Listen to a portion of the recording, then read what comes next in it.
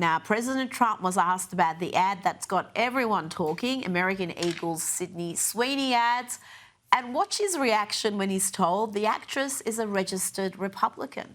Sydney Sweeney, she's like a very hot actress right now. She's a registered Republican? Yes. Oh, now I love her ad. Is that right? Is Sydney Sweeney? You'd be surprised at how many people are Republicans. That's what I wouldn't have known, but I'm glad you told me that. If Sydney Sweeney is a registered Republican, I think her ad is fantastic. I like how he put that condition on it. If she is a registered Republican, I'm not sure he's convinced. Let's bring in Sky News contributor Kosha Gada. Kosha, there is a cultural shift happening in the US. We're seeing a move away, even in these commercials that are so typically woke. The whole fat positivity thing seems to be forgotten, and we're getting back to objective standards of beauty. It does sound like the pendulum finally might be swinging back. We're at this tipping point. I think it all goes back to November and Trump coming back with a bang and, winning everything, including the popular vote, which tells you what the sentiment is publicly. Then I would put Colbert's cancellation and Rosie and Ellen and everybody leaving the country as one measure. And then this ad. And what will be very interesting is to see what happens to Sydney Sweeney's career from here. Now that she's been outed as a registered Republican, will Hollywood casting folk try to cancel her or not? And if they don't, and she continues to land roles or modeling gigs, and I think for sure we can say that the moment has arrived and all that woke stuff is thankfully in the past. Now, American Eagle is certainly benefiting from this controversy. They're seeing their share price go up, a lot of interest in their products. Let's look at Dunkin' Donuts' latest ad. They're hoping for a similar outcome. I didn't ask to be the king of summer. It just kind of happened. This tan? Genetics. I just got my color analysis back. Guess what? Golden summer. Literally. I can't help it. Maybe because it's a man, it hasn't caused as much controversy, but it's still caused quite a bit of a stir, and it's got that trigger word genetics in there. So funny, and he's a young actor from a TV show, and so they're casting somebody and using that trigger word, which is what it is. It's interesting from a creative decision perspective. It's not that original, given the other agency just use that same word. But to the point that we're making about this continuum that we're on, it's interesting, and there's almost a divergence because you have the Bud Light fiasco, you have the Jaguar ad, which totally was panned just a week ago, and stock is falling, shares are falling, sales are falling, and then on this side, American Eagle is ascendant. Not for maybe fundamental reasons, but certainly the market seems to be rewarding them in the past couple of weeks. And so other brands like Dunkin' Donuts are looking at those two and deciding to be on this side of the ledger and not along with Bud Light. Who knows? Maybe they came up with that first. I mean, just because we've looked at it second doesn't mean the creators, they may have been first. Now, let's get to the serious stuff. The Democrats, including senior Democrats, like Elizabeth Warren, are getting behind Zoran Mamdani. They think the party needs to lurch further left. Progressive, social. Is this what the party should look like? Yes. Democratic Party You bet. The Democratic Party needs to stand up and be clear. We are the party that fights for affordability for working families. That means child care, that means housing, it means health care.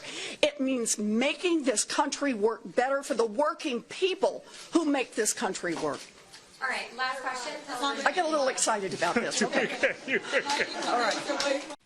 There you go. Pocahontas is all excited. Kosha, he's not a fringe dweller in the Democrats anymore, and in many ways he's representative of the modern Democrats. He is. Now, this socialist strain has long been present in the Democrat Party and in the left wing of politics everywhere.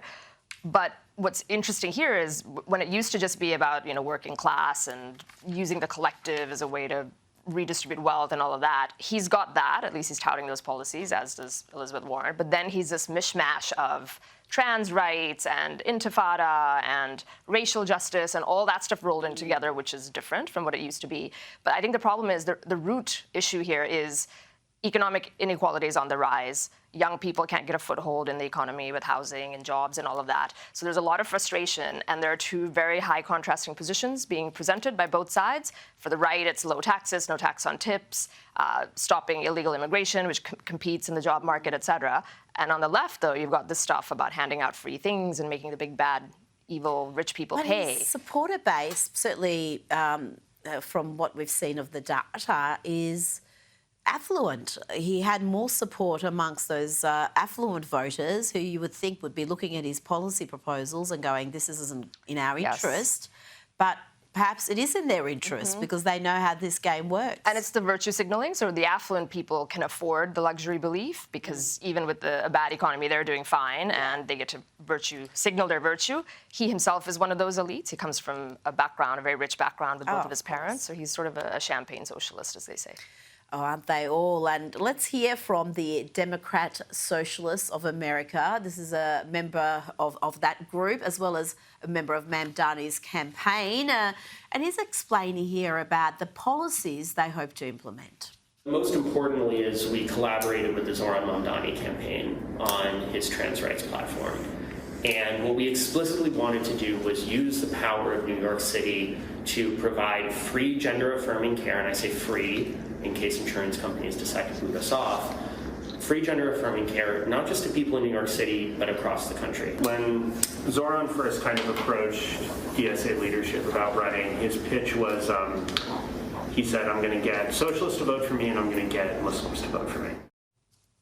There you go, free sex changes for everyone, and an unholy alliance there between the socialists and Muslims. Kosha, most devout Muslims would be utterly horrified by the trans agenda, but they're still pushing ahead with this alliance. They seem to have a common enemy, but apart from that, I don't know what else they share. So true. It's this coalition of the fringes. It's this mashup again of economic socialism with trans rights, with everything else.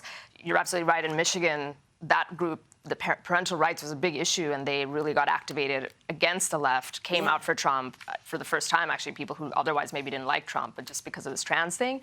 These guys are ensconced in New York City, Mamdani, so they can afford to push those things. But you can't make this stuff up. Just looking at those guys, they're in their N95 masks, they all look that way. Yes. And it's like every pet issue, casting. all from central casting pushing it. And now they're going to go from hotels housing massive amounts of illegal migrants to now hotels apparently housing gender-affirming care people, quote unquote. And flying in people from all across the country, and the taxpayer will subsidise their sex change operations. And presumably, given the ideological point of view these people have, that includes under 18s. It does, and the tax base is going to keep leaving because the rich people that fund that tax base are just continuing to leave New York for other places. Unfortunately, wherever they go, they take those policies with them. Exactly. But in the short term, that's going to keep happening. Now, let's hear from the former President Joe Biden, who was honoured at the National Bar Association gala event in Chicago over the weekend. And he made some observations about the Trump administration here. Immigrants who are in this country legally, torn from the arms of their family, dragged away in handcuffs from the only home they've ever known. My friends, we need to face the hard truth of this administration.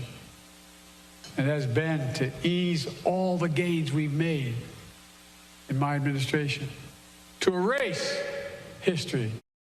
Kosha, is Joe confused again? Because that's how elections work. The new guy comes in and he implements his policies that his people voted for, but he seems outraged there. It's like they're erasing history. He is confused about a lot of things. This, I think, least among them. His former boss, President Obama, famously said, with my pen and my phone, I can do all sorts of things to reverse executive actions that were taken before him, and he did. And so did Biden himself do that. So, yes, that's what happens. It was not lost on me that he is being trotted out to keynote at the Bar Association, which has become a politicized organization. They're going after some of Trump's lawyers, trying to disbar them. All that's happening. So I don't think it was a coincidence that they chose to bring him out and put him there in the keynote They spot. gave him an award on the night, so he was out there. But I do wonder if the Democrats are happy with Joe Biden being continuously in the media. About a week or so ago, we had his son, Hunter Biden, again, causing all sorts of headlines and trouble for the Democrats. No one would want him out there just going through what happened in the last 4 years. The dirty laundry. What chance of that? Could they appoint him to some sort of a body? Can they make him chair of something so he's got some obligation to not damage the brand further?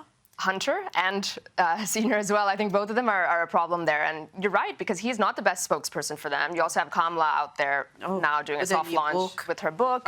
So there's nobody really that is doing that. And that's why you've got the Mamdanis of the world, AOC, who's actually raising money and doing very, very well. And she is articulate and she does have conviction for her positions, though fringe as they may be, versus these guys are not helping. He's still arguing the illegal immigration point, which is like an 80-20 issue now in favor of the Trump administration's policy agenda. So he's not helping the party, and they seem to be a little bit lost in the wilderness until they find a leader, a de facto leader who can speak well. And Kamala was asked who is the current leader of the Democrats. She was on the Steve Colbert show and she couldn't come up with an answer. She, in fact, had no nominations and we got some sort of a word salad from her, as we often do. Now, before you go, President Trump has threatened India with even higher tariffs. They've already got a fairly poor deal with 25% tariff rate. And he's making this threat because India is buying oil from Russia. And we spoke about this last week. Trump really is fairly artfully using this tariff policy to get the foreign policy outcomes that he wants. He does. It is a multi-layered lever for him, certainly for economics and pouring in external revenue, which has been happening. Also as a bargaining chip with Canada and Mexico, for instance, around the fentanyl and border issue. He's tying it together with tariffs. Now here, this one is a little bit controversial, where he is paying a price with his base that does not want the U.S. to interfere much more in the Ukraine-Russia saga, certainly not militarily, but even this way, sort of going to quote-unquote war, economic war with allies like India for Russia. It's not something that has consensus in his base, but obviously he is frustrated with that war that he said famously he would end in 24 hours, has not happened. He's been frustrated with Putin in recent weeks, and so he's trying this, and we'll see where it goes. You're right, it's not popular with the base, and the same phenomenon is evident with Israel, probably to a greater extent, where he's making certain decisions based on how that country looks at Israel, and again, elements of the base don't want that. They want a pure America First approach. It's become a polarizing issue for sure.